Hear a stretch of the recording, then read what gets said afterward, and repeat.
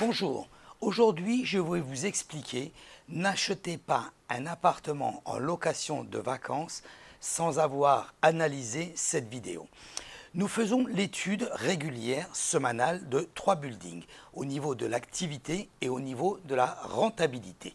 Ces 3 buildings sont la Koya, qui est à la 63 Collins, le Collins à la 69 et le Castle Beach à la 54.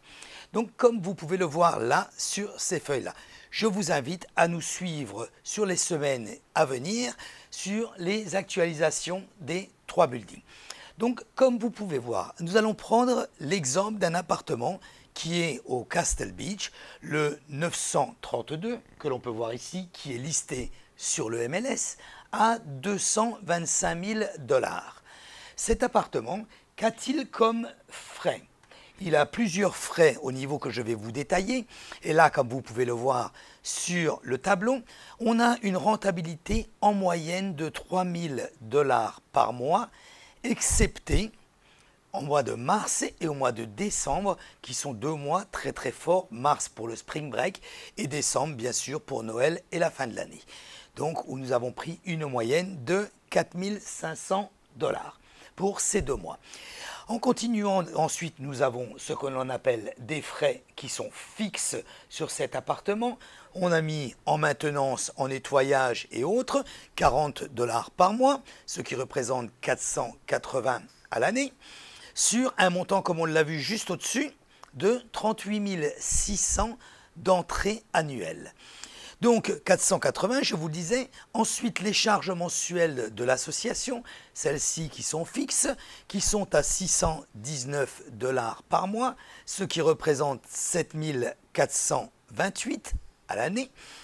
Vous avez enfin les frais de la compagnie de property management qui vous gère cet appartement, qui fait les check-in et check-out à ce niveau. Et donc ensuite, vous avez les frais de cette compagnie de property management qui vous fait le check-in et le check-out et la gestion de tout le reste. Ensuite, vous avez également ce que l'on appelle l'assurance de l'appartement qui est à hauteur de 45 $ par mois en moyenne. Nous sommes à 500 $ à l'année. Et comme on le voit, la property tax sur cet appartement, elle était de 2300, mais comme en moyenne sur le building, elles sont à 3000, nous avons pris une base de 3000. Et enfin, quelques petites réparations, des petits imprévus, un drap à changer, des serviettes à changer.